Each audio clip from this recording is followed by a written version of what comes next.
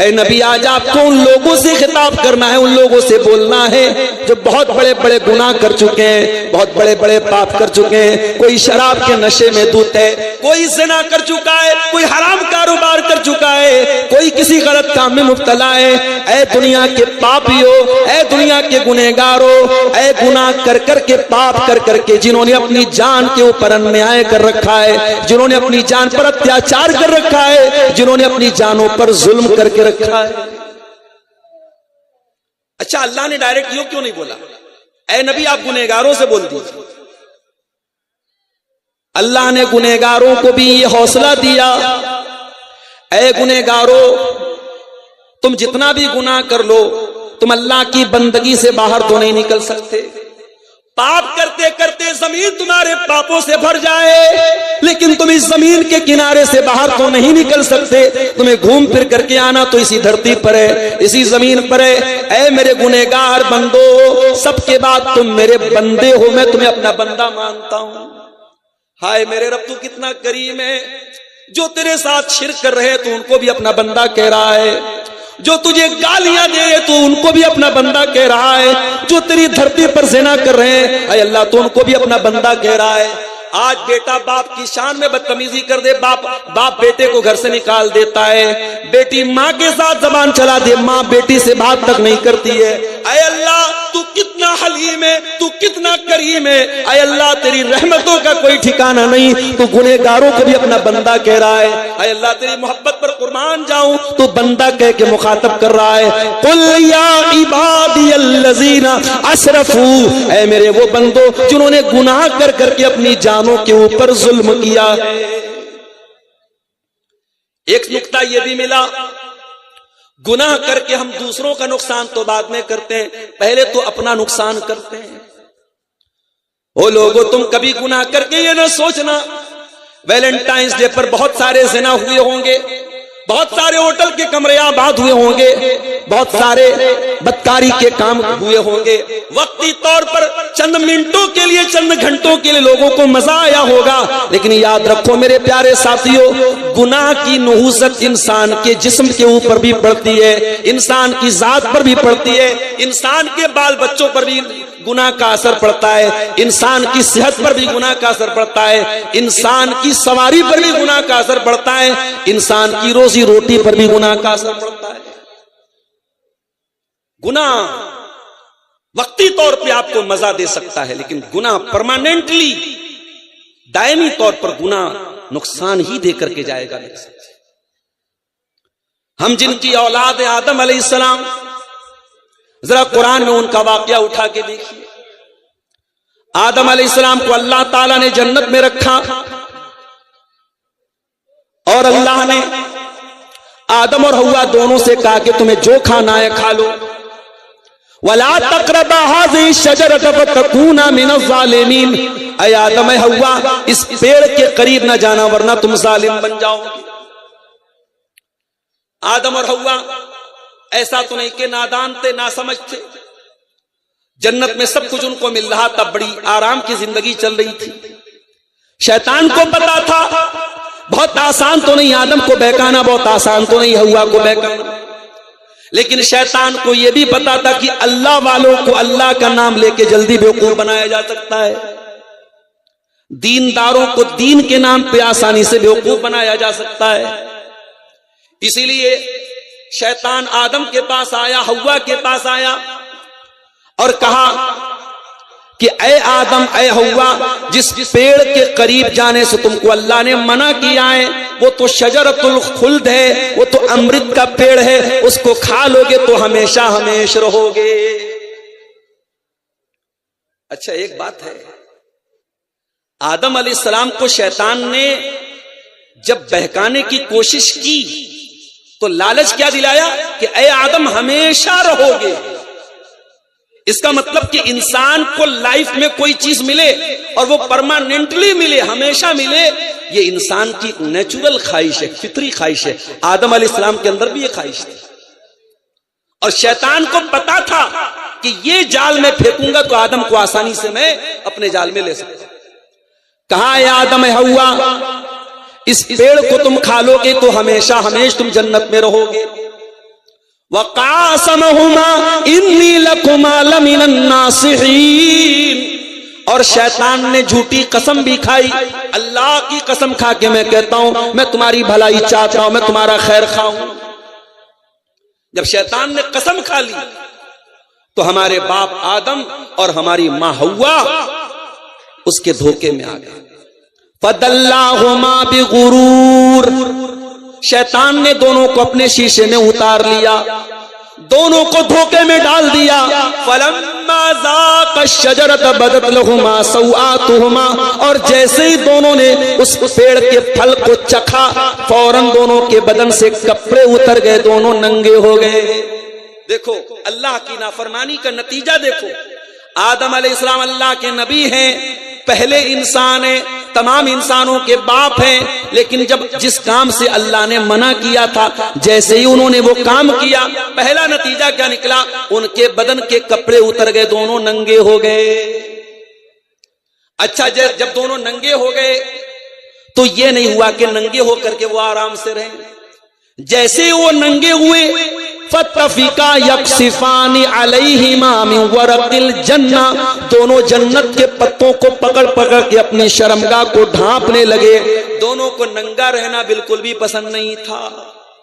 او دنیا والو، اگر تم واقعی میں آدم کی اولاد ہو اور واقعی میں تم حوا کی اولاد ہو تو خبردار ننگے رہنا کبھی گوارا نہ کرنا، ننگے پن کے قریب نہ جانا، ولگیرٹی کے قریب نہ جانا، اشلیلتا کے قریب نہ جانا۔ جس کو ننگا پن پسند ہو، آج دنیا کے بڑے بڑے ترقی یافتہ لوگ وہ سمندر کے کنارے ننگے ہو کر کے ان کی عورتیں لیٹی رہتی ہیں، اور اس کو ترقی کا نام دیا جاتا ہے، اس کو تفریح کا نام دیا جاتا ہے۔ اے دنیا کے بے شرموں اور بے غیرتوں، تم اپنا نام آدم کی اولاد سے کٹوا دو۔ اگر تم واقعی میں آدم کی اولاد ہو، اگر واقعی میں تم آدم کے بیٹے ہو تو تمہیں ننگا رہنا بالکل بھی پسند نہیں ہونا چاہیے۔ جس کے اندر آدم علیہ السلام کی خصلت ہوگی، جو حقیقت میں آدم کا بیٹا کہلانے کے لائق ہے، جو حوا کی بیٹی کہلانے کے لائق ہے، وہ ننگا رہنا کبھی پسند نہیں کرے گا، وہ ننگا رہنا کبھی پسند نہیں کرے گی۔ دونوں اپنے بدن کو پتے سے ڈھانپنے لگے، اور جب دونوں کو احساس ہوا کہ شیطان نے تو ہم سے غلط کام کروا دیا، دونوں کو فوراً احساس ہوا اور دونوں نے اللہ کی بارگاہ میں ہاتھ اٹھایا اور بڑی پیاری دعا کی، ربنا ظلمنا انفسنا وان لم تغفر لنا وترحمنا لنکونن من الخاسرین۔ اے اللہ، ہم نے یہ جو غلطی کی ہے، اے اللہ ہم نے اپنی جان پر ظلم کیا ہے، ہم نے اپنے اوپر اتیاچار کیا ہے، اے اللہ ہم نے کسی اور کا کچھ نہیں بگاڑا، ہم نے تو اپنا بگاڑا ہے، ہم نے تو اپنے لیے گڈھا کھود لیا ہے۔ ربنا ظلمنا انفسنا، اے اللہ تیری نافرمانی کر کے ہم نے بہت بڑا ظلم اپنے اوپر کر لیا ہے۔ وَإِن لَّمْ تَغْفِرْ لَنَا وَتَرْحَمْنَا، اور اے اللہ اگر تو نے نہیں بخشا اور تو نے رحم نہیں کیا، لَنَكُونَنَّ مِنَ الْخَاسِرِينَ، تو ہم سے زیادہ خسارہ اور نقصان اٹھانے والا کوئی نہیں ہوگا۔ تو پتہ یہ چلا کہ جب انسان گناہ کرتا ہے تو اپنی جان پر ظلم کرتا ہے، اپنے اوپر اتیاچار کرتا ہے۔ یہی بات اللہ تعالیٰ سورہ زمر کی آیت نمبر 53 میں کہہ رہا ہے، قُلْ يَا عِبَادِيَ الَّذِينَ أَسْرَفُوا عَلَىٰ أَنفُسِهِمْ، اے میرے وہ بندو جنہوں نے گناہ کر کر کے اپنی جان پر ظلم کر لیا ہے، لا تقنطوا من رحمت اللہ، اے میرے گنہگار بندو کہیں تمہارے دماغ میں یہ خیال نہ آئے اب تو ہم توبہ کریں گے تب بھی اللہ نہیں سنے گا، اب تو ہم معافی مانگیں گے تب بھی اللہ معاف نہیں کرے گا۔ او میرے گنہگار بندو، ایک بار توبہ تو کر کے دیکھو، ایک بار معافی تو مانگ کے دیکھو۔ لا تقنطوا من رحمت اللہ، اللہ کی رحمت سے کبھی مایوس مت ہونا۔ ان اللہ یغفر الذنوب جميعا، اللہ تعالیٰ کے یہاں اگر سچی توبہ کر کے جاؤ گے، اللہ کے یہاں کوئی پاپ بڑا نہیں ہے، کوئی گناہ بڑا نہیں ہے، بڑے سے بڑا گناہ اللہ کی رحمت سے بڑا نہیں ہے۔ اس سے سچی توبہ کرو گے وہ تمہارے سمست پاپوں کو، تمام گناہوں کو معاف کر دے گا۔ انہ هو الغفور الرحیم، وہ بہت بخشنے والا، بہت رحم کرنے والا ہے۔ قرآن کی آیت دنیا کے ان تمام لوگوں کو ایک آسرا دلاتی ہے، امید دلاتی ہے، حوصلہ دیتی ہے۔ جو گناہ کر کر کے تھک گئے ہیں، جن کے پاپوں سے دھرتی بھر گئی ہے، جن کے پاپوں کا گھڑا بھر گیا ہے، قرآن کی آیت انہیں توبہ کرنے کی دعوت دیتی ہے۔ اور قرآن کی آیت یہ بھی بتاتی ہے کہ اے گنہگارو، تم گناہ کر کے اپنے اوپر ظلم کر رہے ہو، اپنے اوپر اتیاچار کر رہے ہو۔ اللہ کا ایک اور بندہ یونس علیہ السلام، جو اللہ کی اجازت کے بغیر اپنی بستی سے نکل گئے تھے، ان کو اللہ تعالی نے مچھلی کے پیٹ میں پہنچا دیا۔ وہ لوگوں کبھی تصور کرو مچھلی کا پیٹ کتنا بڑا رہا ہوگا، اور مچھلی کے پیٹ میں یونس علیہ السلام بالکل صحیح سلامت ہے۔ یہ بھی کرشمہ ہے اللہ تعالیٰ کا۔ اور قرآن یہ بھی کہتا ہے فلولا انہو کان من المسبحین للبث فی بطنہ، اگر یونس علیہ السلام نے توبہ نہ کی ہوتی، اگر اللہ تعالیٰ کی تسبیح بیان نہ کی ہوتی، تو قیامت تک مچھلی کے پیٹ میں ہی رہتے۔ یونس نبی تھے اللہ کے، قرآن کہہ رہا اگر وہ تسبیح نہ پڑھتے، توبہ نہ کرتے، تو مچھلی کے پیٹ میں رہتے قیامت۔ فنادا فی الظلمات، یونس علیہ السلام نے مچھلی کے پیٹ میں اللہ کو پکارا۔ میرے پیارے بھائیوں، آج جھارکھنڈ کے بہت سارے علاقوں میں موبائل کا نیٹ ورک کام نہیں کرتا۔ میں اسی برہیٹ میں آتا تھا، مجھے یاد ہے آج سے 6-7 سال پہلے جب حقانی صاحب بحیات تھے، میں یہاں آتا تھا، اس وقت شاید جیو شروع ہو چکا، جیو کا نیٹ ورک نہیں کام کرتا تھا، صرف ایئرٹیل کام کرتا تھا یا بی ایس این ایل کام کرتا تھا۔ اور آج بھی جھارکھنڈ کے بہت سارے علاقوں میں آپ چلے جائیں، نیٹ ورک کوریج نہیں ہے، پہاڑی علاقوں میں آپ چلے جائیں۔ آپ غور کیجئے میرے ساتھیوں، سمندر کا اندھیرا، مچھلی کے پیٹ کا اندھیرا، اور اس کے بعد رات کا اندھیرا، تین اندھیروں میں مچھلی کے پیٹ میں یونس علیہ السلام اللہ تعالیٰ کو پکار رہے ہیں۔ یونس کے دل میں ایک بار بھی یہ خیال نہیں آیا میں پکار تو رہا ہوں، اللہ تک میری بات پہنچے گی کہ نہیں پہنچے گی۔ وہ لوگوں جہاں کسی نیٹ ورک کا کوریج نہ ہو، جہاں دنیا کا کوئی سم کام نہ کرتا ہو، وہاں میرے پروردگار کا نیٹ ورک موجود ہے۔ فنادا فی الظلمات، حضرت یونس علیہ السلام نے مچھلی کے پیٹ میں اللہ کو پکارا، اور کیسے پکارا؟ فرمایا اللہ الہ الا انت سبحانک انی کنت من الظالمین۔ کہا ہے پروردگار، تیرے سوا میرا کوئی سہارا نہیں ہے، تیرے سوا میرا کوئی معبود نہیں ہے۔ سب سے پہلے توحید کا اقرار کیا۔ او گنڈا پہننے والوں، او تعویذ پہننے والوں، او قبروں پر سجدہ کرنے والوں، او پیروں کے آگے سجدہ کرنے والوں، تم کس منہ سے اپنے آپ کو مسلمان کہتے ہو؟ تم کس منہ سے نماز میں ایاک نعبد و ایاک نستعین کہتے ہو؟ تمہاری یہ مکاری تمہارے منہ پر مار دی جائے گی، تمہاری یہ دھوکہ دڑی تمہارے منہ پر مار دی جائے گی۔ ارے مسلمان تو توحید کا علمبردار ہوتا ہے، مسلمان اللہ کے سوا کسی اور کو مشکل کشا نہیں مانتا ہے، کسی اور کو حاجت روا نہیں مانتا ہے۔ یونس علیہ السلام نے سب سے پہلے اللہ کی توحید کا اقرار کیا، لا الہ الا انت، اے اللہ تیرے سوا میرا کوئی معبود نہیں ہے، کوئی سہارا نہیں ہے۔ سبحانک، اے اللہ میں اپنی غلطی کو مانتا ہوں، میں اپنی خطا کو مانتا ہوں، اے اللہ تو پاک ہے، میری خطا تھی، میری غلطی تھی۔ سبحانک انی کنت من الظالمین، اے اللہ مجھ سے غلطی ہو گئی، میں نے ظلم کیا، میں نے اتیاچار کیا، میں تیری اجازت کے بغیر اپنی قوم کو چھوڑ کے چلا گیا، اے اللہ مجھے معاف کر دے۔ یہ یونس علیہ السلام کی دعا ہے، کتنی پیاری دعا ہے، اس میں اللہ کی توحید کا بھی اقرار ہے، اللہ کی تسبیح بھی بیان ہو رہی ہے، اور اپنے گناہ کا، اپنی غلطی کا اعتراف بھی ہو رہا ہے۔ اسی لیے اللہ کے نبی فرماتے ہیں کہ مچھلی والے نبی کی دعا کسی بھی مصیبت میں انسان اگر پڑھے گا، مسلمان پڑھے گا، تو اللہ ضرور اس کی مصیبت کو دور کرے گا۔ یہ دعا صرف یونس علیہ السلام کے لیے نہیں تھی، یہ قیامت تک آنے والے مومنوں کے لیے دعا ہے۔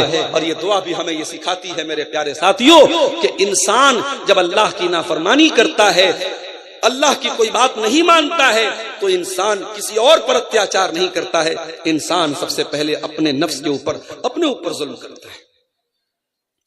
اور آگے بڑھیے، نبی کے دور میں ایک توبہ کا واقعہ آپ کو سناتا ہوں۔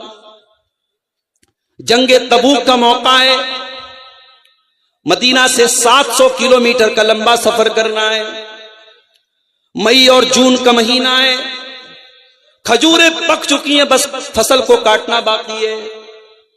نبی اکرم نے اعلان کیا میں تبوک کی طرف جانا ہے۔ صحابہ کرام کے لیے بہت بڑی آزمائش کا ٹائم تھا۔ ایک تو گرمی کا موسم تھا، لمبا سفر کرنا تھا، کھجور آلریڈی پک چکی تھی، کھجوروں کو چھوڑ کے جانا تھا۔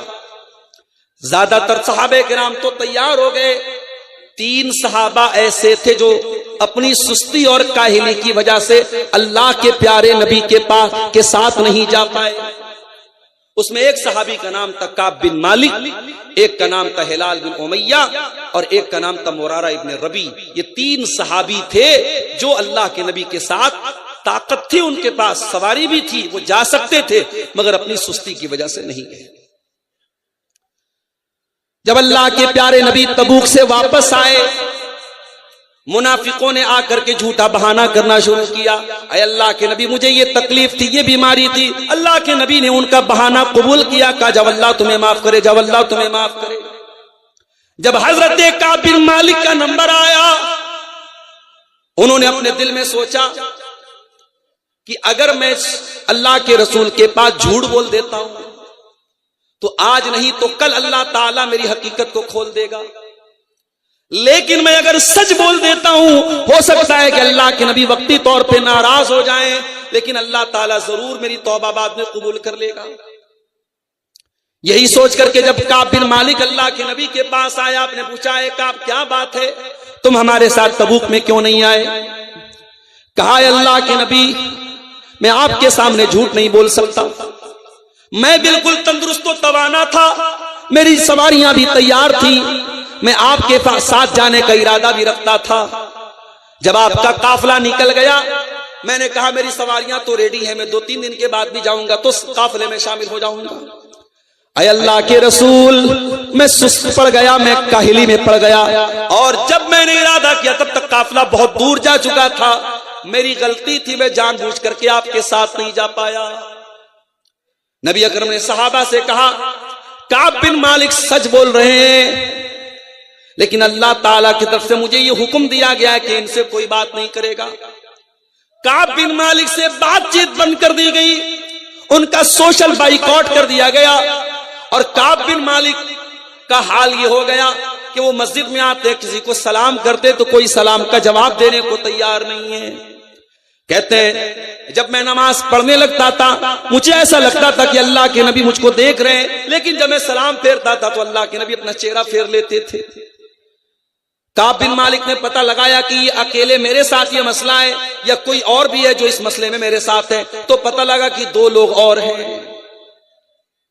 اس طریقے سے 50 دن کا ٹائم گزرا، اور ایک ایک دن حضرت کعب بن مالک اور ان کے ساتھیوں پر پہاڑ کی طرح گزرا ہے۔ قرآن کریم ان کے حالات کا نقشہ کھینچتا ہے، وَعَلَى الثَّلَاثَةِ الَّذِينَ خُلِّفُوا، اے ایمان والو اللہ نے ان 3 لوگوں کی توبہ کو بھی قبول کر لیا جن کے معاملے کو اللہ کے نبی نے مؤخر کر دیا تھا۔ حَتَّى إِذَا ضَاقَتْ عَلَيْهِمُ الْأَرْضُ بِمَا رَحُبَتْ وَضَاقَتْ عَلَيْهِمْ أَنفُسُهُمْ، یہاں تک کہ زمین ان کے لیے تنگ ہو گئی اور ان کی جان بھی ان کے لیے تنگ ہو گئی۔ 50 دن کا ٹائم گزر گیا میرے ساتھیوں، کوئی بات کرنے والا نہیں۔ 50 دن کے بعد حضرت کعب بن مالک اپنے مکان کی چھت پہ نماز پڑھ رہے تھے، اتنے میں دور سے ایک پکارنے والے نے پکارا، ابشر یا کعب بن مالک، اے کعب بن مالک خوش ہو جاؤ، اللہ نے تمہاری توبہ قبول کر لی اور تمہارے بارے میں قرآن کی آیتیں نازل ہو گئی ہیں۔ کعب بن مالک کہتے میرے پاس کچھ اور تو نہیں تھا، میں نے اپنے بدن کا کپڑا اتار کر کے اس کو پہنا دیا، اتنی خوشی مجھ کو ہوئی۔ غور کیجئے میرے پیارے ساتھ، سچے دل سے انہوں نے آنسو بہائے ہیں کہ 50 دن تک اللہ سے گر گڑا کے دعائیں کی تھی، اللہ نے ان کی توبہ کو قبول کیا تھا۔ میرے پیارے ساتھیوں، رمضان کا مہینہ ہمارے سامنے، رمضان کا مہینہ صرف افطار کا مہینہ نہیں ہے، صرف سحری کا مہینہ نہیں ہے، رمضان کا مہینہ اللہ کی بارگاہ میں سچی توبہ کرنے کا بھی مہینہ ہے۔ اس لیے آئیے ہم یہ عہد کریں کہ آنے والے رمضان میں ہم اللہ کی بارگاہ میں سچی توبہ کریں گے اور سورہ زمر کی اس آیت پر ہم عمل کریں گے، لا تقنطوا من رحمت اللہ، اے گنہگارو اللہ کی رحمت سے مایوس نہ ہونا، ان اللہ یغفر الذنوب جميعا، اللہ تمہارے تمام گناہوں کو معاف کر دے گا۔ مگر یہ بات یاد رکھیے، توبہ کے نام پہ کھلواڑ نہیں چلے گا، توبہ کے نام پہ مذاق نہیں چلے گا۔ اگر توبہ کرتے ہو تو اللہ سے سچی توبہ کرنا پڑے گا۔ یا ایھا الذین آمنوا توبوا الی اللہ توبۃ نصوحا، اے ایمان والو اللہ کی بارگاہ میں سچی توبہ کرو۔ عسیٰ ربکم ان یکفر عنکم سیئاتکم، جب تم اللہ سے سچی توبہ کرو گے اللہ تمہاری خطاؤں کو معاف کر دے گا۔ کتنی بڑی خطاؤں کو اللہ معاف کرے گا۔ اللہ کے نبی فرماتے ہیں، حدیث قدسی کے الفاظ ہیں، اللہ تعالیٰ کہتا ہے یا ابن آدم انک ما دعوتنی ورجوتنی غفرت لک، اے آدم کے بیٹے تو جب تک مجھ سے معافی مانگتا رہے گا، جب تک تو مجھ سے توبہ کرتا رہے گا میں تیری توبہ کو قبول کرتا رہوں گا، مجھے کسی کی کوئی پرواہ نہیں ہے۔ یا ابن آدم لو بلغت ذنوبک عنان السماء، اے آدم کے بیٹے اگر تیرے گناہ آسمان کے کناروں تک پہنچ جائیں، تیرے گناہوں سے آسمان بھر جائے، زمین بھر جائے، اگر اس کے بعد بھی تو سچی توبہ کر لے اور میرے پاس اس حال میں آ جائے کہ تو اللہ کے ساتھ شرک نہیں کرتا تھا، اے آدم کے بیٹے میں زمین بھر کے مغفرت تیرے حوالے کر دوں گا۔ اللہ تو معاف کرنے کو تیار ہے میرے ساتھی، مگر ہم اللہ سے توبہ کرنے کو تیار نہیں۔ رمضان کا مبارک مہینہ بھی آتا ہے اور ہمیں سے بہت سارے لوگوں کی زندگی میں کوئی تبدیلی نہیں آتی۔ میرے پیارے ساتھیوں، جس طریقے سے رمضان آپ کے کھانے کا ٹائم بدل دیتا ہے، آپ کے پینے کا ٹائم بدل دیتا ہے، آپ کے سونے کا ٹائم بدل دیتا ہے، اسی طریقے سے رمضان کو اپنی لائف اور اپنے جیون کو چینج کرنے کا مہینہ بنا لو۔ قل یا عبادی الذین اسرفوا علی انفسہم، اے نبی آپ کہہ دیجئے اے میرے وہ بندوں جنہوں نے گناہ کر کر کے اپنی جان پر ظلم کیا ہے، لا تقنطوا من رحمت اللہ، تم اللہ کی رحمت سے مایوس مت ہونا۔ ہم نے کیسے کیسے اپنی جان پر ظلم کیا ہے؟ ہمارے بہت سارے نوجوان حرام ریلیشن شپ میں، غلط تعلقات میں، عیاشی میں پڑے ہوئے ہیں، شادی شدہ لوگ بھی حرام تعلقات میں پڑے ہوئے ہیں، ایکسٹرا میریٹل افیئر ہو رہا ہے، شادی کے بعد بھی ناجائز تعلقات بنائے جا رہے ہیں۔ او اللہ کے بندو، اگر واقعی میں اس گندگی میں آپ مبتلا ہیں، قرآن کی یہ آیت آپ کو توبہ کی دعوت دے رہی ہے، باز آ جاؤ، توبہ کر لو۔ دنیا میں زنا کرنے کے بعد بھی اگر آپ کو پتھر نہیں مارے جا رہے ہیں، کوڑے نہیں لگائے جا رہے ہیں، تو اس کو اللہ کی طرف سے ایک مہلت سمجھ لو، ایک ڈھیل سمجھ لو، اور اللہ کی ڈھیل کا ناجائز فائدہ نہ اٹھاؤ، ورنہ جس دن اللہ کی رسی ٹائٹ ہوگی اللہ کس طریقے سے اپنا عذاب دے گا تم سوچ نہیں سکتے۔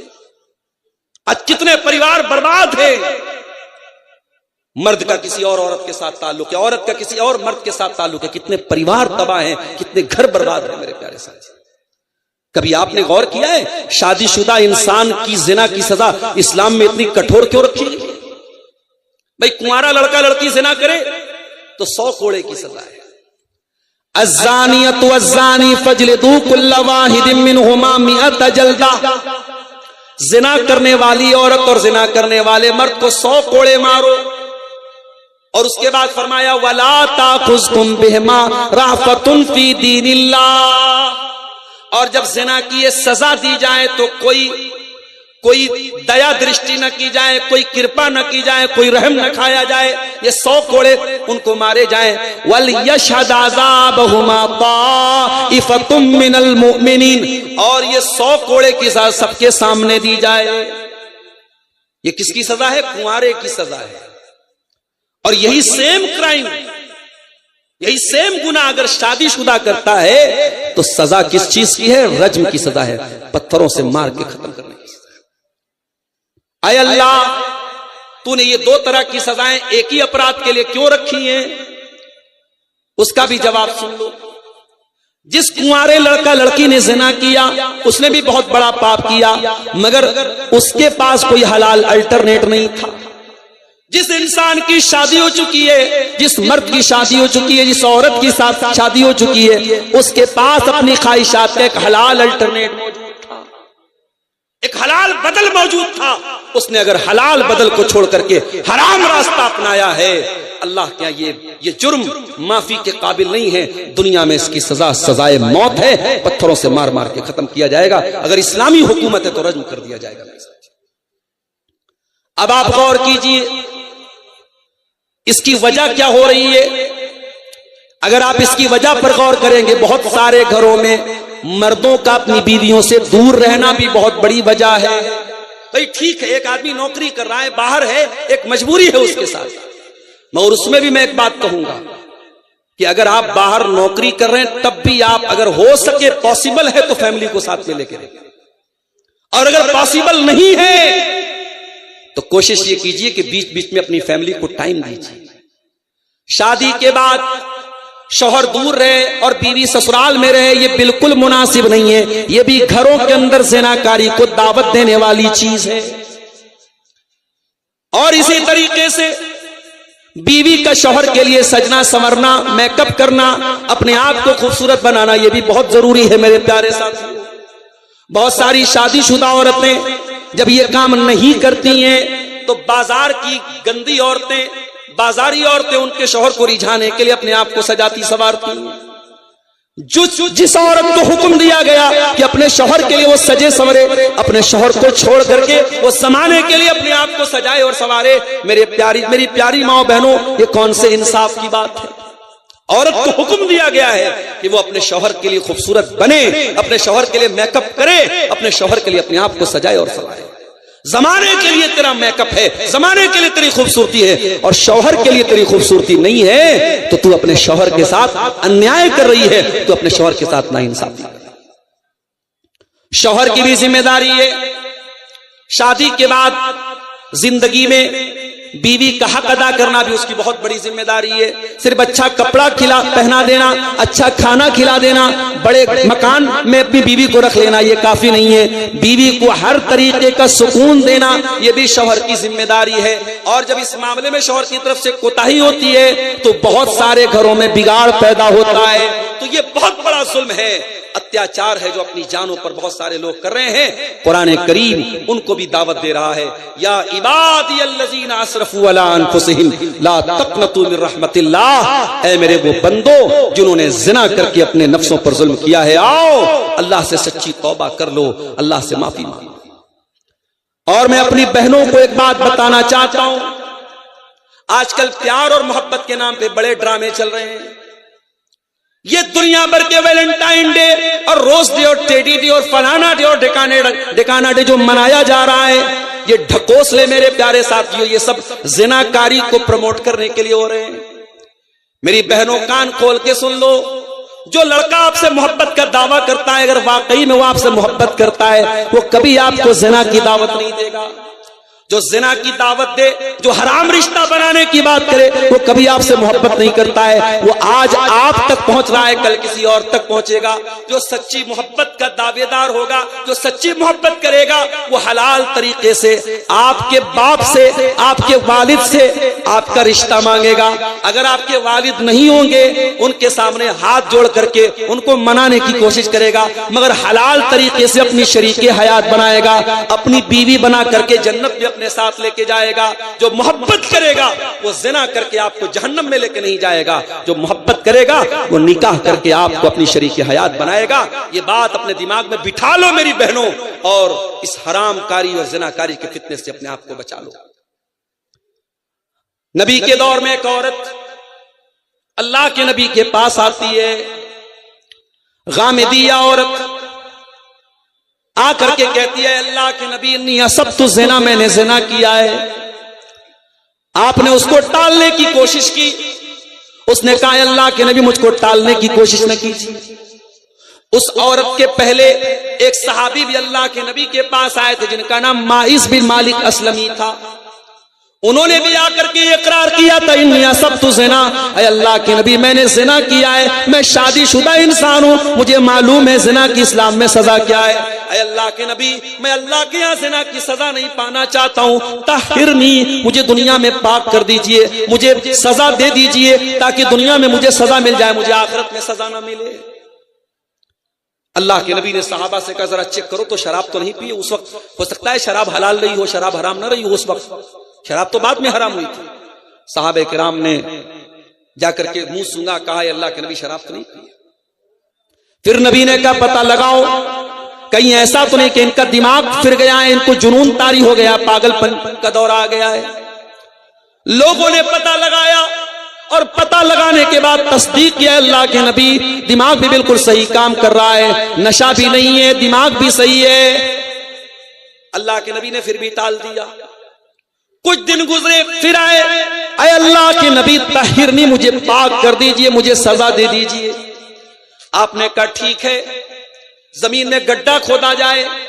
گڈھا کھودا گیا، ماعز بن مالک اسلمی کو لایا گیا، آدھا دھڑ ان کا زمین میں ڈالا گیا اور آدھا دھڑ باہر رکھا گیا اور پتھروں سے مار مار کے ان کو ختم کیا گیا۔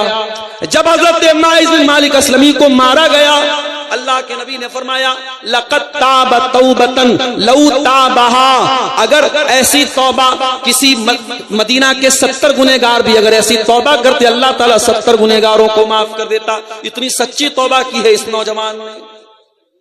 ان کے واقعے کے کچھ دنوں کے بعد یہ عورت آئی تھی اور اس عورت نے آ کر کے کہا ہے اللہ کے نبی میں نے بھی زنا کیا ہے اور مجھے بھی سزا دیجئے، مجھے بھی رجم کر دیجئے۔ اللہ کے نبی نے ٹالنے کی کوشش کی۔ عورت کہنے لگی اے اللہ کے نبی کیا آپ چاہتے ہیں کہ آپ مجھے ویسے ہی ٹال دے جیسے آپ نے ماعز کو ٹالا تھا؟ اے اللہ کے نبی انی لحبلا، میں حمل سے ہوں، میں پیٹ سے ہوں، مجھے آپ ٹالنے کی کوشش نہ کیجئے، مجھے زنا کی سزا دے دیجئے۔ آپ نے فرمایا اگر واقعی میں تم پیٹ سے ہو تو ہم تمہیں یہ سزا نہیں دے سکتے، سزا کی حقدار تم ہو، تمہارے بچے کا کیا قصور ہے؟ جاؤ جب بچہ پیدا ہو جائے آ جانا۔ 9 مہینے کا ٹائم اللہ کے رسول نے اس عورت کو دے دیا۔ 9 مہینے کے بعد جب بچہ پیدا ہو گیا، شاید صحابہ کرام بھی بھول چکے تھے، اللہ کے پیارے نبی بھی بھول چکے تھے۔ 9 مہینے کے بعد وہ عورت اپنے بچے کو ہاتھ میں لے کے آتی ہے، اے اللہ کے نبی آپ نے مجھے پہچانا، میں وہی غامدی عورت ہوں جو 9 مہینہ پہلے آپ کے پاس آئی تھی، اے اللہ کے نبی اب تو مجھے پاک کر دیجئے، مجھے سزا دے دیجئے۔ اللہ کے نبی نے فرمایا نہیں، ہم ابھی تمہیں سزا نہیں دیں گے، بچہ بہت چھوٹا ہے، جب یہ بچہ دودھ چھوڑ دے اور روٹی کھانے لگے تب تم میرے پاس آنا، ہم تمہیں سزا دیں گے۔ اللہ کے پیارے نبی نے 2 سال کا ٹائم اور دے دیا۔ 2 سال کا پیریڈ گزر گیا اور 2 سال کے بعد وہ عورت پھر آتی ہے اپنے بچے کو گود میں لے کے، اس حال میں کہ بچے کے ہاتھ میں روٹی کا ٹکڑا ہے۔ اے اللہ کے نبی اب تو مجھے زنا کی سزا دے دیجئے، اب تو مجھے پاک کر دیجئے۔ اے اللہ کے نبی میرا بچہ روٹی کھانے لگا، دودھ چھوڑ دیا۔ او لوگوں، آج دنیا کی عدالتیں اپرادھیوں کو بچانے کا کام کرتی ہیں۔ آج اپرادھی اپنے آپ کو بچانے کے لیے جھوٹے گواہ لاتا ہے، جھوٹا ثبوت لاتا ہے۔ یہ کون سی عدالت ہے؟ یہ کون سی عدالت ہے جہاں اپرادھی کو بار بار بھاگنے کا موقع دیا جا رہا ہے، بار بار چھوڑا جا رہا ہے، مگر اپرادھی خدا کے کہتا ہے اے اللہ کے نبی مجھے زنا کی سزا دے دیجئے، مجھے پاک کر دیجئے۔ آپ نے فرمایا ٹھیک ہے، بچے کو ایک مسلمان کے حوالے کیا گیا۔ اس سے یہ بھی پتا چلا کہ اگر ولد الزنا کوئی زنا کا بچہ ہے، زنا سے پیدا ہوا بچہ ہے، تو اس کی پرورش بھی مسلمانوں کی سوسائٹی میں ہوگی۔ ایسا نہیں اس بچے کا کوئی قصور نہیں، وہ بچہ اپنے تمام جو ایک انسانی حقوق ہے وہ اس کو دیے جائیں۔ آپ نے زمین میں گڈھا کھودنے کا حکم دیا، گڈھا کھودا گیا، عورت کو گڈھے میں ڈالا گیا، پورے بدن کو چادر سے لپیٹ کر کے تاکہ بے پردگی نہ ہو۔ پتھروں سے مارا جانے لگا، جب پتھر مارے جانے لگے عورت کے بدن سے خون کا فوارہ نکلا، خون کے چھینٹے نکلے، اور خون کے کچھ چھینٹے حضرت خالد بن ولید کے کپڑوں پر پڑ گئے۔ خالد بن ولید کے منہ سے غصے کے مارے کچھ کلمات نکلے کہ پتہ نہیں کیسی عورت کا کپڑا کیسی عورت کا خون میرے کپڑے پر پڑ گیا۔ جب اللہ کے پیارے نبی نے حضرت خالد کو اس طریقے کے الفاظ استعمال کرتے ہوئے دیکھا، آپ نے فرمایا محلن یا خالد، اے خالد خبردار اپنی زبان کو لگام دو، لقد تابت توبتن لو تابعا صاحب محسن لغفر له۔ اے خالد اس عورت نے اتنی سچی توبہ کی ہے، اگر کوئی ڈاکو بھی توبہ کرتا تو اس کی توبہ اللہ قبول کر لیتا۔ یہ نبی کے دور میں سچی توبہ کے واقعات تھے میرے ساتھ۔ آج ہمارے دلوں میں توبہ کا خیال کیوں نہیں آتا ہے؟ آئیے میں بتاتا ہوں کہ ہمارے دل میں توبہ کا خیال کیوں نہیں آتا ہے۔ ہمارے ہاتھوں میں جو یہ موبائل ہے جو یہ سوشل میڈیا ہے، جو یہ انسٹاگرام ہے، جو یہ اسنیپ چیٹ ہے، ان تمام چیزوں میں اتنے گھرے ہوئے ہیں ہم کہ دن رات یہ گندے ریلز دیکھتے ہوئے اور گانے بجانے دیکھتے ہوئے ہمارے دل مردہ ہو چکے ہیں. اور جب دل مردہ ہو جائے تو پھر دل میں توبہ کا خیال نہیں آتا ہے. اسی لیے قرآن کہتا ہے ثم قست قلوبکم من بعد ذالک فہی کالحجارۃ او اشد قسوا. اے گنہگارو، جب تم گناہ کرتے ہو، جب تم پاپ کرتے ہو تو تمہارے دل پتھروں سے بھی زیادہ کٹھور ہو جاتے ہیں. جب دل گناہ کرتا ہے تو دل گناہ کرتے کرتے پتھروں سے بھی زیادہ کٹھور ہو جاتا ہے. ابھی بنارس میں شب برات کے تہوار کو منایا گیا بڑی دھوم دھام سے، اور ایک ویڈیو، میں شب برات والے دن اتفاق سے نہیں تھا بنارس میں، ایک ہمارے بھائی نے ایک ویڈیو بھیجا، قبرستان کا فوٹو، بنارس کے قبرستان کا فوٹو. دیکھ کے لگ ہی نہیں رہا تھا یہ قبرستان ہے، ایسا لگ رہا تھا کوئی شادی کا کوئی میرج ہال ہے، کوئی شادی ہو رہی ہے. صاحب تمام قبروں پر بڑے بڑے پھول کی مالائیں پڑی ہیں اور پورا پھول سے سجایا گیا ہے. یہ ابا کی قبر ہے، یہ اماں کی قبر ہے، یہ فلانے کی قبر ہے، پورے قبرستان کو سجایا گیا. اس قدر کٹھور دل ہو چکے ہیں ہم اور آپ کہ آج قبرستان جیسی جگہ پر بھی موت یاد نہیں آتی ہے. آج قبرستان کو بھی میرج ہال کی طرح سجایا جا رہا ہے.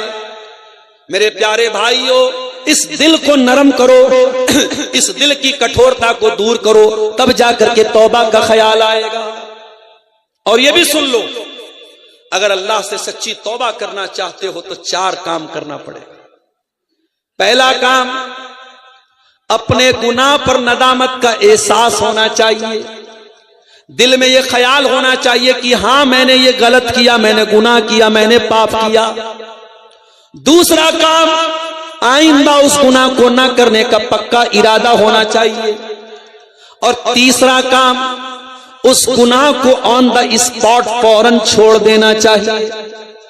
اگر آج تک آپ نماز نہیں پڑھتے تھے اور آپ کے دل میں توبہ کا خیال آیا ہے تو فجر کی نماز سے آپ کو نماز شروع کرنی پڑے گی. اگر آپ نماز نہیں شروع کرتے تو آپ کی توبہ کا کوئی مطلب نہیں ہے.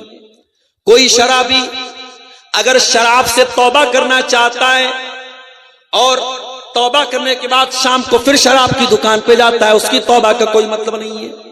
کوئی حرام ریلیشن شپ میں کوئی لڑکا یا لڑکی پڑا ہوا ہے، پڑی ہوئی ہے، اور وہ توبہ کرنا چاہتا ہے یا توبہ کرنا چاہتی ہے، اور پھر بھی اس لڑکے سے کانٹیکٹ رکھتی ہے، اس لڑکے سے باتیں کرتی ہے، اس لڑکی سے ملاقات کے وعدے کر رہی ہے، اس کا مطلب کہ وہ اپنے آپ کو دھوکہ دے رہی ہے. وہ اللہ تعالیٰ کو نہیں دھوکہ دے رہی، وہ اپنے آپ کو دھوکہ دے رہی ہے. سچی توبہ کا مطلب یہی ہے کہ آپ فوراً اس گناہ کو چھوڑ دیجئے میرے پیارے ساتھی. اور اگر آپ کے گناہ کا تعلق حقوق العباد سے ہے، آپ نے کسی کی زمین پر ناجائز قبضہ کر لیا ہے، کسی کا مال ہڑپ لیا ہے، کسی کے ساتھ کاروبار میں چیٹنگ کیا ہے، کسی کے ساتھ فراڈ کیا ہے، تو چوتھی شرط یہ ہے توبہ کی کہ آپ اس کا حق اس کو دیجئے. زمین لیا ہے تو زمین دے دیجئے، مال لیا ہے تو مال دے دیجئے. اور اگر آپ نے زبان سے تکلیف پہنچائی ہے، گالی دیا ہے، غیبت کیا ہے، چغلی کیا ہے، تو جا کر کے اس سے معافی مانگ لیجئے. یہ 4 کام جب تک ہم نہیں کریں گے ہماری توبہ کا کوئی مطلب نہیں ہے میرے پیارے ساتھ. اور اگر دنیا میں ہم نے لوگوں کا حق مار کیا، اگر ان کا حق نہیں دیا تو یہ بھی سن لو میرے پیارے ساتھیوں کہ قیامت کے دن ہم کو دینا پڑے گا.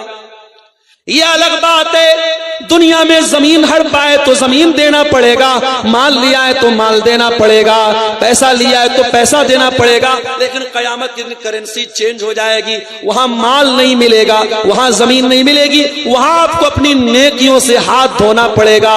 کوئی روزہ لے کے چلا جائے گا، کوئی نماز لے کے چلا جائے گا، کوئی حج لے کے چلا جائے گا، کوئی زکوٰۃ خیرات لے کے چلا جائے گا.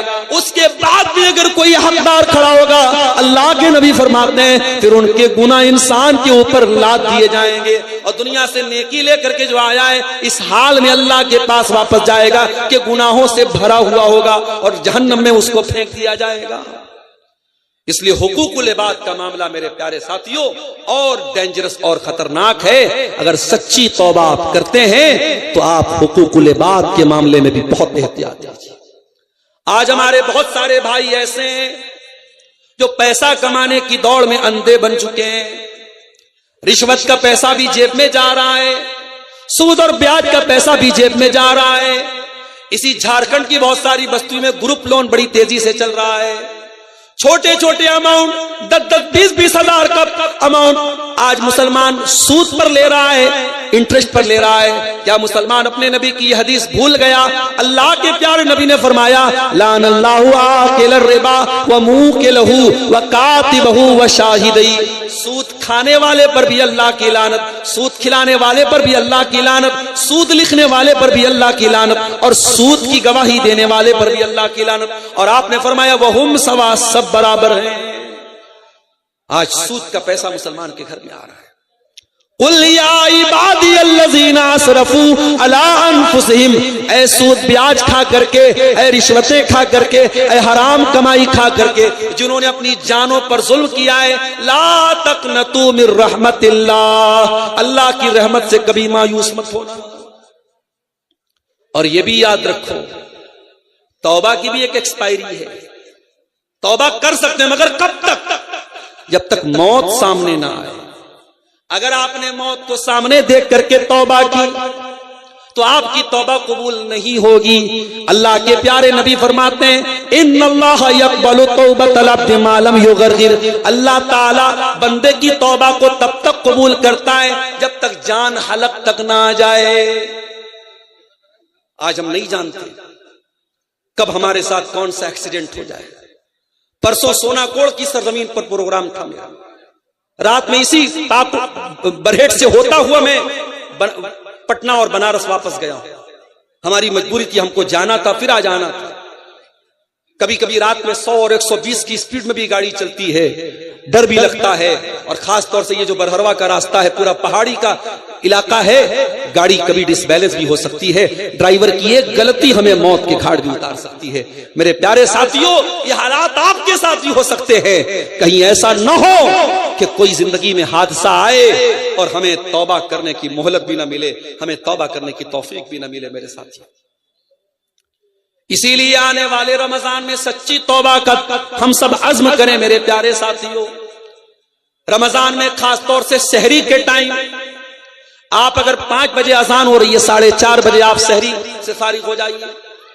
آدھا گھنٹہ کا ٹائم آپ کے پاس ہے، بہت بہترین ٹائم ہے. وضو کر لیجئے. رات میں اگر آپ نے تراویح اور تہجد نہیں پڑھی ہے تو 2-4 رکعت تہجد پڑھ لیجئے. ٹائم ہے تو پوری 8 رکعت پڑھ لیجئے. اگر 8 رکعت نہیں پڑھ سکتے 2 پڑھ لیجئے، 4 پڑھ لیجئے. وہ بڑا پیارا وقت ہے، وہ بڑا سہانا وقت ہے. وہ فجر کے پہلے کا جو وقت ہے وہ رات کا آخری پہر ہے. اس پہر میں، اس وقت میں اللہ کی بارگاہ میں اپنے ہاتھ پھیلا کے اللہ سے اپنے گناہوں کی گڑ گڑا کر کے معافی مانگ لیجئے. میرے بھائی، ہم سب مانگ لیں. اور اگر آپ کو کچھ کہنا نہیں آتا اللہ سے تو یہ چھوٹی سی دعا جو نبی نے ہمیں سکھائی ہے شب قدر میں پڑھنے کے لیے، وہی دعا پڑھ لینا. جب اما عائشہ نے پوچھا ہے اللہ کے نبی ارائیت ان علمت ای لیلۃ لیلۃ القدر، اے اللہ کے نبی اگر مجھے پتا چل جائے کہ کون سی رات لیلۃ القدر کی رات ہے، کون سی رات قدر کی رات ہے، اے اللہ کے نبی میں اس رات میں کیا پڑھوں گی؟ اللہ کے نبی نے بڑی چھوٹی سی دعا سکھائی جو مزدوری کرنے والے مزدور کو بھی یاد ہو سکتی ہے، جو رکشہ چلانے والے کم پڑھے لکھے انسان کو بھی یاد ہو سکتی ہے. اللہم انک عفو تحب العفو فاعف عنی، اے اللہ تو معاف کرنے والا ہے، تو معافی کو پسند کرتا ہے. اے اللہ میں بھی تیرا گنہگار بندہ ہوں، تو مجھ کو معاف کر دے. یہ دعا میرے پیارے ساتھیوں رمضان کے دن روزانہ پڑھیے، جب موقع ملے تب پڑھیے. اور اس دعا کے اوپر غور کیجئے کہ اس میں آپ اللہ سے کیا کہہ رہے ہیں. اللہ کو معافی پسند ہے. اگر آپ کے ساتھ کسی نے اتیاچار کیا ہے، اسلام کہتا ہے کہ آپ بدلہ لے سکتے ہیں. کوئی آپ کے ایک گال پہ تھپڑ مارتا ہے تو آپ اس کے بھی ایک گال پہ تھپڑ مار سکتے ہیں. اسلام کی یہ شکشا نہیں ہے، اسلام کی یہ تعلیم نہیں. کوئی آپ کے ایک گال پہ تھپڑ مارے تو آپ دوسرا گال پیش کر دو، یہ اسلام کی تعلیم نہیں ہے. اسلام آپ کو بدلہ لینے کی اجازت دیتا ہے، مگر ساتھ میں اللہ تعالیٰ کہتا ہے وَلَمَنْ صَبَرَ وَغَفَرَ فَإِنَّ ذَلِكَ مِنْ عَزْمِ الْأُمُورِ. اے میرے بندو، اگر تم معاف کر دو، تم صبر سے کام لے لو، معاف کر دو تو یہ زیادہ بہتر ہے، ہم کو زیادہ پسند ہے. جہاں پر ہم بدلہ لے سکتے ہیں اور وہاں پہ ہم معاف کر دیں، اللہ کو یہ زیادہ پسند ہے۔ اللہ معافی کو پسند کرتا ہے۔ ہم جب اللہ سے شب قدر میں دعا کرتے تو یہی تو کہتے ہیں اللہم انکا عفو تحب العفو فاعف عنا، اے اللہ تو معاف کرنے والا ہے اور معافی کو پسند کرتا ہے۔ اے اللہ میں بھی تو تیرا خطا کار اور گنہگار بندہ ہوں، اے اللہ تو مجھ کو بھی معاف کر دے۔ میرے نوجوان ساتھیوں، اللہ کے واسطے اس سے پہلے کی جوانی ڈھل جائے توبہ کر لو، اس سے پہلے کہ مٹی میں دفن کر دیے جاؤ اللہ سے سچی توبہ کر لو، اس سے پہلے کی توبہ کی توفیق چھین لی جائے توبہ کر لو میرے بھائیوں۔ گوا کے اس نائٹ کلب کا واقعہ یاد کرو جہاں ڈانس ہو رہا تھا، لڑکیاں ناچ رہی تھی، سنگیت بج رہا تھا، لوگ شراب کے جام لڑکا رہے تھے۔ اسی حالت میں گیس سلنڈر پھٹتا ہے اور گوا کے نائٹ کلب میں زبردست آگ لگ جاتی ہے اور درجنوں لوگ وہاں پہ مر جاتے ہیں۔ میرے پیارے ساتھیوں، کون سا حادثہ آئے گا اور ہمیں موت کے گھاٹ اتار دے گا ہم نہیں جانتے۔ اس سے پہلے کہ کوئی ایکسیڈنٹ ہو جائے، کوئی حادثہ آ جائے اور زندگی کا تار ٹوٹ جائے، اللہ سے سچی توبہ کر لو میرے ساتھیوں۔ اور یہ بھی یاد رکھو اللہ تعالی معاف کرنے والا ہے، لیکن اللہ کی پکڑ بھی بڑی سخت ہے۔ اللہ کا ایک نام غفور ہے، اللہ کا ایک نام رحیم ہے، تو اللہ کا ایک نام جبار بھی ہے، اللہ کا ایک نام عزیز بھی ہے، اللہ کا ایک نام ذو انتقام بھی ہے۔ اللہ اگر انتقام لیتا ہے تو بہت خطرناک لیتا ہے میرے ساتھ۔ آج کتنے لوگ ایسے ہیں جو لواطت کے گندے کام میں مبتلا ہیں، جو لوط علیہ السلام کی قوم نے گندا کام کیا تھا، مرد کا مرد کے ساتھ جو تعلق بنانے کا گندا کام اس دھرتی پر شروع ہوا تھا وہ لوط علیہ السلام کی قوم نے شروع کیا تھا۔ آج دنیا میں یہ کام بھی دھڑلے سے ہو رہا ہے، اور ابھی دلی میں ایک بہت بڑا مارچ بھی نکلا تھا۔ یہ جو اپنے آپ کو لیسبین اور گے بولتے ہیں، یہ جو مرد مرد کے ساتھ تعلق بناتا ہے، عورت عورت کے ساتھ تعلق بناتے ہیں، جن کو سم لینگک کہا جاتا ہے، جن کو ہومو سیکسول کہا جاتا ہے، جن کو LGBT کہا جاتا ہے، ان لوگوں نے باقاعدہ دلی میں مارچ نکالا تھا۔ آج دنیا میں عدالتوں نے ان کو سرٹیفکیٹ دے دیا ہے، لڑکا لڑکا کے ساتھ شادی کرنا چاہے کر سکتا ہے، لڑکی لڑکی کے ساتھ شادی کرنا چاہے کر سکتا ہے۔ مگر یاد رکھو اللہ کے نزدیک یہ بہت بڑا پاپ ہے۔ اور جب لوط علیہ السلام کی بستی نے اور ان کی قوم نے جب یہ پاپ کیا تھا، جب یہ گناہ کیا تھا، تو بہت دردناک عذاب اللہ کا اترا تھا اور آسمان سے پتھروں کی بارش ہوئی تھی اور پوری بستی کو اللہ تعالیٰ نے الٹ دیا تھا۔ میرے پیارے ساتھیوں، اللہ تعالیٰ اگر ڈھیل دے رہا ہے اس کا مطلب کوئی ظالم یہ نہ سمجھے کہ اللہ کی ڈھیل کا مطلب یہ کہ ہمیں چھوڑ دیا جائے گا۔ اللہ یا تو دنیا ہی میں بہت سخت پکڑ کرے گا اور دنیا میں نہیں تو آخرت میں تو بہت خطرناک پکڑ ہونے والی ہے میرے ساتھ۔ میرے پیارے ساتھیوں، سورہ زمر کی اس آیت کی روشنی میں آپ کو یہی پیغام دے رہا ہوں، آنے والے رمضان کو توبہ کا مہینہ بنا لو۔ اور قرآن کی ایک اور آیت بھی اپنے سامنے رکھو، سورہ بقرہ کی وہ آیت جو اللہ کے نبی پر سب سے آخری آیت اتری تھی، جس آیت کے اترنے کے 9 دن کے بعد اللہ کے نبی کا انتقال ہو گیا تھا۔ اس آیت میں اللہ نے ہم سے کیا فرمایا؟ وَاتَّقُوا يَوْمًا تُرْجَعُونَ فِيهِ إِلَى اللَّهِ، اے میرے بندو اس دن سے ڈرو جس دن تم اللہ کے سامنے لوٹائے جاؤ گے۔ ثُمَّ تُوَفَّىٰ كُلُّ نَفْسٍ مَّا كَسَبَتْ، اور اس دن ہر نفس کو اس کے عمل کا پورا پورا بدلہ دیا جائے گا۔ وَهُمْ لَا يُظْلَمُونَ، اور کسی کے ساتھ کوئی ظلم نہیں ہوگا۔ اللہ کی عدالت میں میرے پیارے بھائیوں کسی کے ساتھ کوئی ظلم نہیں ہوگا۔ اللہ کے ترازو پر رائی کے دانے کے برابر بھی اگر کوئی چیز ہوگی وہ تولی جائے گی۔ وَنَزَعُ الْمَوَازِينَ الْقِسْطَ لِيَوْمِ الْقِيَامَةِ، ہم قیامت کے دن انصاف کا ترازو رکھیں گے۔ فَلَا تُظْلَمُ نَفْسٌ شَيْئًا، اور کسی کے ساتھ کوئی ظلم نہیں کیا جائے گا۔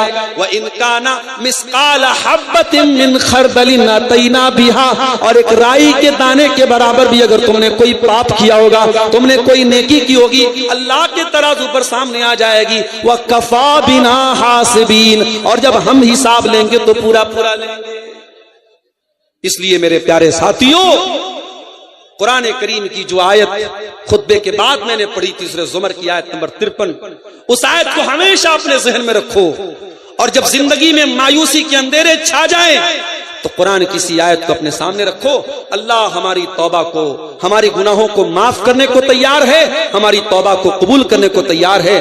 شرط یہ ہے کہ ہماری توبہ سچی توبہ ہو اور توبہ کی ایکسپائری ختم ہونے کے پہلے ہم توبہ کر لیں. میرے عزیزو، اخیر میں ایک بات یہ بھی کہنا چاہوں گا کہ رمضان کا مبارک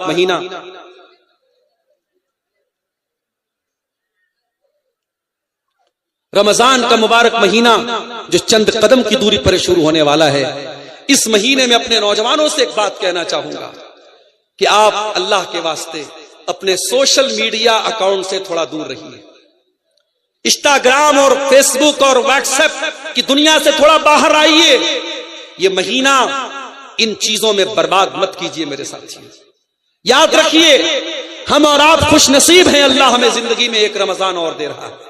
اس رمضان کو اگر ہم سوشل میڈیا میں برباد کر رہے ہیں، اور میں دیکھتا ہوں بہت سارے نوجوانوں کو رمضان کے مہینے میں بھی جیسی تراویح پڑھ کے نکلے فوراً واٹس ایپ چیک کر رہے ہیں، انسٹاگرام چیک کر رہے ہیں، اسنیپ چیٹ چیک کر رہے ہیں. اللہ کے واسطے ایک مہینے کے لیے سوشل میڈیا سے بالکل سنیاس لے لیجئے، دور رہیے. اور اگر استعمال کر بھی رہے ہیں تو صحیح استعمال کیجئے، مفید استعمال کیجئے. اور یہ بات یاد رکھیے، آپ سوشل میڈیا پر جب اکیلے میں بیٹھ کے کوئی غلط چیز دیکھتے ہیں، کوئی گناہ کی چیز دیکھتے ہیں، تو یہ عمل بھی بہت خطرناک عمل ہے میرے ساتھ. میں ایک حدیث آپ کو سنانا چاہتا ہوں. اللہ کے نبی نے فرمایا کہ میں اپنی امت کے ایسے لوگوں کو بھی جانتا ہوں جو قیامت کے دن پہاڑوں کے برابر نیکیاں لے کر کے آئیں گے، لیکن اللہ تعالیٰ ان کی نیکیوں کو ہوا میں اڑا دے گا. صحابہ نے پوچھا، اللہ کے نبی وہ کون لوگ ہوں گے؟ آپ نے فرمایا وہ نماز بھی پڑھیں گے، وہ روزہ بھی رکھیں گے، وہ عبادت بھی کریں گے، وَلَكِنَّهُمْ إِذَا خَلَوْا بِمَحَارِمِ اللَّهِ انْتَهَكُوهَا. لیکن جب ان کو تنہائی ملے گی، جب اکیلا پن ملے گا، جب ایکانت میں جائیں گے تو وہ غلط کام کریں گے.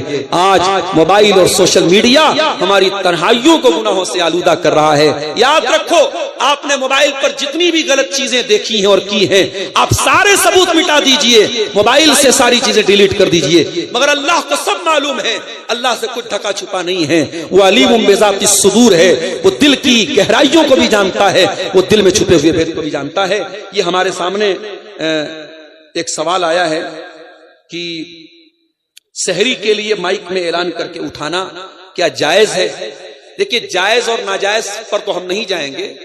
ہم ڈائریکٹ یہ تو نہیں بول سکتے کہ یہ عمل ناجائز ہے، مگر یہ عمل اگر اچھا ہوتا، بہتر ہوتا تو نبی کے دور میں ہوتا، صحابہ کے دور میں ہوتا. نبی اور صحابہ کے دور میں ایسا نہیں تھا، اور آج مجھے ایسا لگتا ہے کہ ہمیں اس کی کوئی ضرورت بھی نہیں ہے. آج الحمدللہ سب کے گھر میں موبائل ہے، الارم لگا ہوا ہے، اور ہم کو معلوم ہے کہ فجر کی اذان اتنے بجے ہونی ہے، اس کے پہلے 1 گھنٹہ 2 گھنٹہ پہلے عورتیں سحری کے لیے اٹھ جاتی ہیں. اس طریقے سے باقاعدہ کچھ لوگوں کو اعلان کے لیے متعین کرنا یہ مناسب نہیں ہے، بہتر نہیں ہے. اس عمل سے ہمیں پرہیز کرنا چاہیے. ایک سوال یہ آیا کہ کیا خواتین سوشل میڈیا کے ذریعے دعوت و تبلیغ کر سکتی ہیں؟ کر سکتی ہیں، مگر بہت احتیاط کے ساتھ. بہت احتیاط کے ساتھ عورتیں سوشل میڈیا کا استعمال دعوت و تبلیغ کے لیے کر سکتی ہیں. احتیاط کا مطلب کیا ہے سمجھ لیجیے. آج بہت ساری لڑکیاں کیا کر رہی ہیں، یوٹیوب پر وہ تقریریں کر رہی ہیں. یوٹیوب جیسا پلیٹ فارم جہاں تمام لوگ سن رہے ہیں، وہاں کسی لڑکی کا اس طریقے، چاہے وہ اسکارف میں ہی کیوں نہ ہو، وہ نقاب ہی میں کیوں نہ ہو، یہ مناسب نہیں ہے. اور آج افسوس کے ساتھ کہنا پڑتا ہے، آج بہار اور جھارکھنڈ کے بڑے بڑے بنات کے ادارے چل رہے ہیں، اور وہاں جوان جوان لڑکیوں سے سالانہ پروگرام میں باقاعدہ ایکشن کے نام پہ ان سے حرکتیں کروائی جا رہی ہیں. یعنی آپ ڈانس کا نام ایکشن رکھ دیجئے تو کیا وہ جائز ہو جائے گا؟ اور ابھی ایک صاحب نے مجھے ویڈیو بھیجا، مسجدوں کے اندر بھی یہ کام ہو رہا ہے. یعنی اب مسجدوں کے اندر بھی یہ ناچ گانے کے کام ہوں گے. اللہ ہمیں عقل دے میرے پیارے صاحب. تو عورتیں تقریر کریں عورتوں کے دائرے.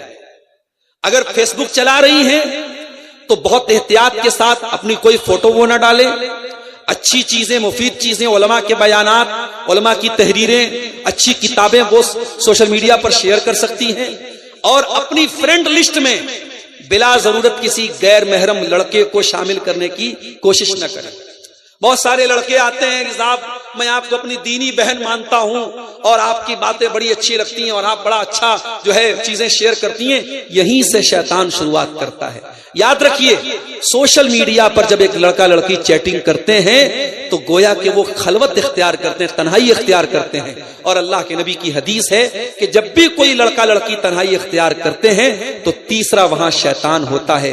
آپ فیس بک میں بات کر رہے ہیں، شیطان وہاں پر بھی بیٹھا ہوا ہے، آپ واٹس ایپ پر بات کر رہے ہیں، شیطان وہاں بھی بیٹھا ہے، آپ انسٹاگرام پر بات کر رہے ہیں، شیطان وہاں بھی بیٹھا ہے۔ اس لیے خواتین اگر سوشل میڈیا چلا رہی ہیں تو بہت احتیاط کے ساتھ وہ چلائیں گی۔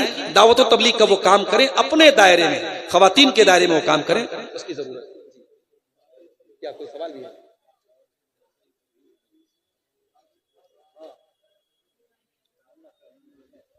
یہ سب سوالات تو بہت عام سے سوالات ہیں، سب کو معلوم ہے۔ روزے کی حالت میں بیوی سے ملنا سب کو معلوم ہے کہ بھائی یہ جائز نہیں ہے، حرام ہے، یعنی جن چیزوں کو روزے کی حالت میں منع کیا گیا، کھانا پینا، اس میں یہ چیز بھی شامل ہے۔ اس کے بعد ایک سوال ہے روزے کی حالت میں منی خارج ہو جائے تو کیا کریں؟ دیکھیے اگر کوئی انسان سویا ہوا ہے اور اس کو احتلام ہو گیا تو ظاہر ہے کہ اس میں انسان کا کوئی کنٹرول نہیں ہے۔ اگر انسان کی اپنی کسی کوشش اور عمل کے بغیر اس کو خود سے احتلام ہو جائے خواب کی حالت میں اور صبح وہ اٹھے اور وہ ناپاک ہے تو اسی حالت میں وہ سحری کر لے، وہ اس کا روزہ ایک دم صحیح ہے، لیکن فجر کے پہلے وہ غسل کر کے فجر کی نماز جماعت کے ساتھ پڑھے گا۔ اگر کسی کو احتلام ہو گیا تو پھر اس کو چھوٹ نہیں ملتی کہ وہ سو جائے اور صبح اٹھ کر کے آرام سے 8-9 بجے فجر کی نماز پڑھے، نہیں، فجر کی نماز اس کو جماعت سے پڑھنا ہے، اسی ٹائم وہ غسل کرے گا، پاکی حاصل کرے گا، اس سے اس کے روزے پر کوئی فرق نہیں پڑے گا انشاءاللہ۔ غیر مسلم کے پیسے سے افطار کرنا، کیا افطار ہوگا یا نہیں ہوگا؟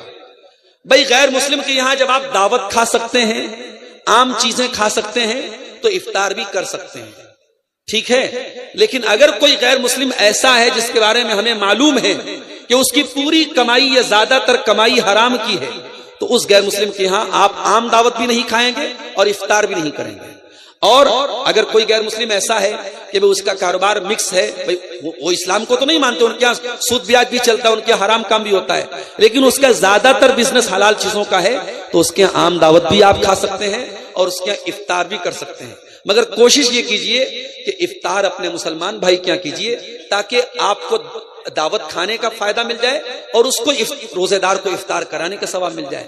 غیر مسلم کو دنیا میں تو اس کی نیکی کا پھل مل سکتا ہے، آخرت میں کوئی پھل نہیں ملے گا، اس لیے بہتر ہے کہ اس کو اوائڈ کیا جائے، لیکن بہرحال جائز ہے، اس میں کوئی گناہ کی بات نہیں۔ میت کے نام سے افطاری کروا سکتے ہیں یا نہیں؟ میت کے نام سے صدقہ کرنے کا ثبوت ملتا ہے، افطاری کا میرے علم میں کوئی ثبوت نہیں ہے، اگر کسی کے علم میں کوئی ثبوت ہو تو مجھے دے دے، میں مان لوں گا، کوئی حدیث نہیں ہے، کوئی دلیل نہیں ہے۔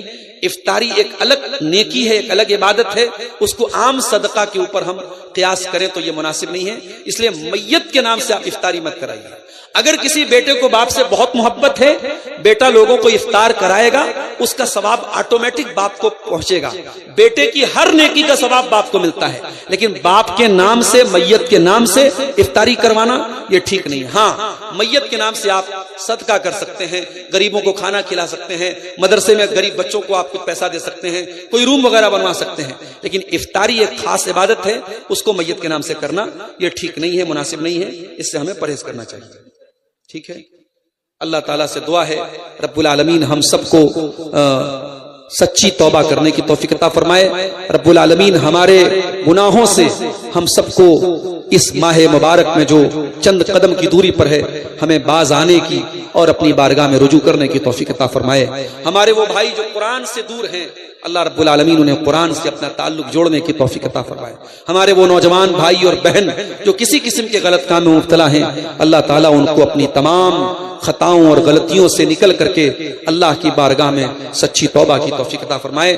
جب تک ہم دنیا میں زندہ رہیں، اسلام پر زندہ رہیں اور ہمارا خاتمہ ایمان پر ہو، آمین۔ وآخر دعوانا ان الحمد للہ رب العالمین، والسلام علیکم ورحمۃ اللہ وبرکاتہ۔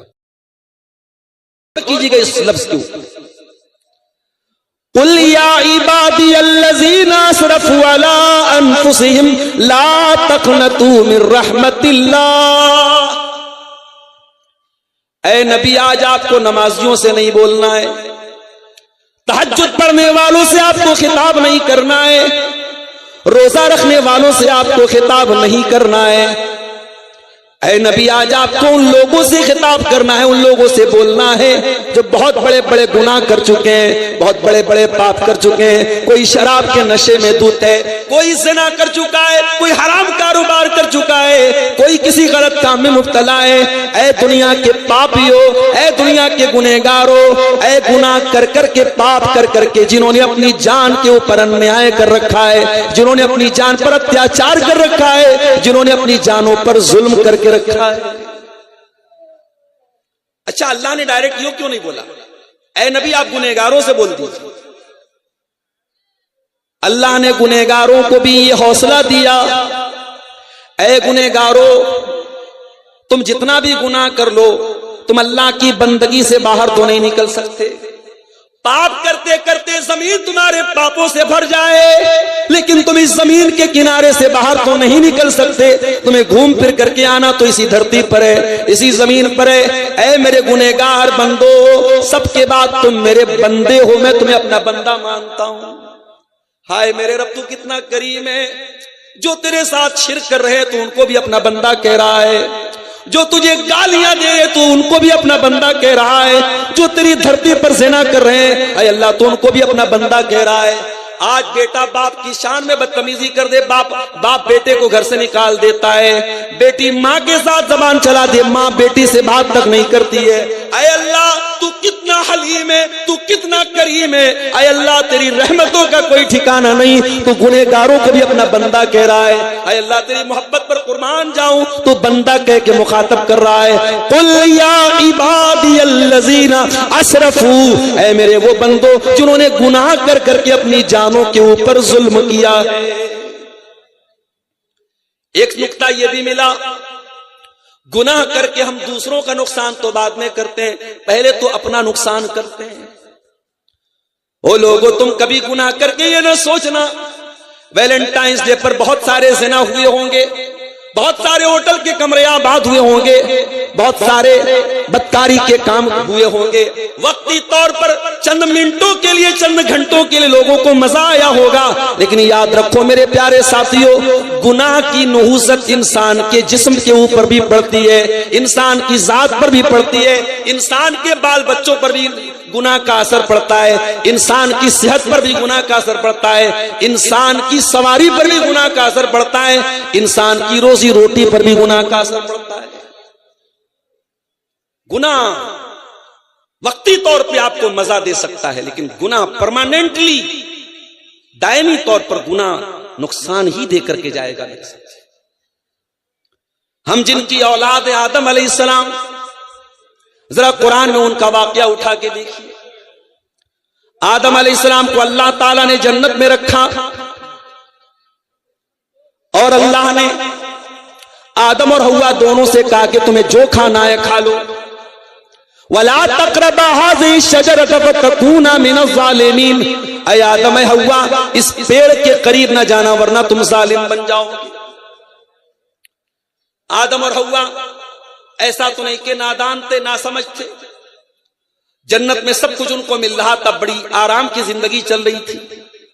شیطان کو پتا تھا بہت آسان تو نہیں آدم کو بہکانا، بہت آسان تو نہیں حوا کو بہکانا، لیکن شیطان کو یہ بھی پتا تھا کہ اللہ والوں کو اللہ کا نام لے کے جلدی بیوقوف بنایا جا سکتا ہے، دینداروں کو دین کے نام پہ آسانی سے بیوقوف بنایا جا سکتا ہے۔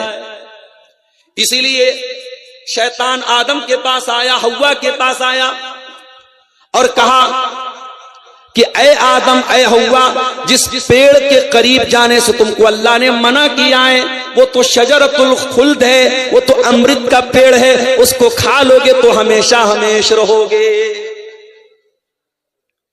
اچھا ایک بات ہے، آدم علیہ السلام کو شیطان نے جب بہکانے کی کوشش کی تو لالچ کیا دلایا کہ اے آدم ہمیشہ رہو گے۔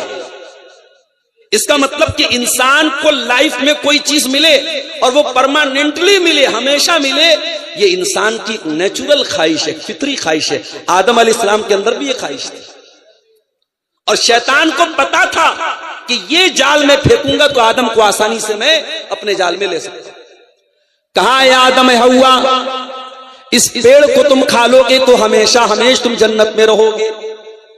وَقَاسَمَهُمَا إِنِّي لَكُمَا لَمِنَ النَّاصِحِينَ، اور شیطان نے جھوٹی قسم بھی کھائی، اللہ کی قسم کھا کے میں کہتا ہوں میں تمہاری بھلائی چاہتا ہوں، میں تمہارا خیر خواہ ہوں۔ جب شیطان نے قسم کھا لی تو ہمارے باپ آدم اور ہماری ماں حوا اس کے دھوکے میں آ گئے۔ فَدَلَّاهُمَا بِغُرُورٍ، شیطان نے دونوں کو اپنے شیشے میں اتار لیا، دونوں کو دھوکے میں ڈال دیا۔ فَلَمَّا ذَاقَا الشَّجَرَةَ بَدَتْ لَهُمَا سَوْآتُهُمَا، اور جیسے ہی دونوں نے اس پیڑ کے پھل کو چکھا فوراً دونوں کے بدن سے کپڑے اتر گئے، دونوں ننگے ہو گئے۔ دیکھو اللہ کی نافرمانی کا نتیجہ دیکھو۔ آدم علیہ السلام اللہ کے نبی ہیں، پہلے انسان ہیں، تمام انسانوں کے باپ ہیں، لیکن جب جس کام سے اللہ نے منع کیا تھا جیسے ہی انہوں نے وہ کام کیا، پہلا نتیجہ کیا نکلا؟ ان کے بدن کے کپڑے اتر گئے، دونوں ننگے ہو گئے۔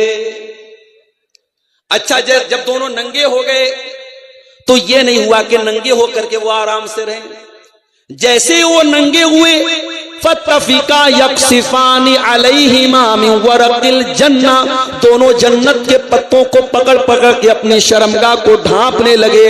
دونوں کو ننگا رہنا بالکل بھی پسند نہیں تھا۔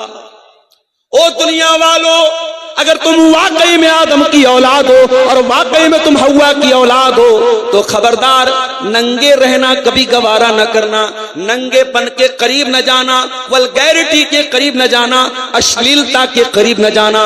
جس کو ننگا پن پسند ہو، آج دنیا کے بڑے بڑے ترقی یافتہ لوگ وہ سمندر کے کنارے ننگے ہو کر کے ان کی عورتیں لیٹی رہتی ہیں، اور اس کو ترقی کا نام دیا جاتا ہے، اس کو تفریح کا نام دیا جاتا ہے۔ اے دنیا کے بے شرموں اور بے غیرتوں، تم اپنا نام آدم کی اولاد سے کٹوا دو۔ اگر تم واقعی میں آدم کی اولاد ہو، اگر واقعی میں تم آدم کے بیٹے ہو تو تمہیں ننگا رہنا بالکل بھی پسند نہیں ہونا چاہیے۔ جس کے اندر آدم علیہ السلام کی خصلت ہوگی، جو حقیقت میں آدم کا بیٹا کہلانے کے لائق ہے، جو حوا کی بیٹی کہلانے کے لائق ہے، وہ ننگا رہنا کبھی پسند نہیں کرے گا، وہ ننگا رہنا کبھی پسند نہیں کرے گی۔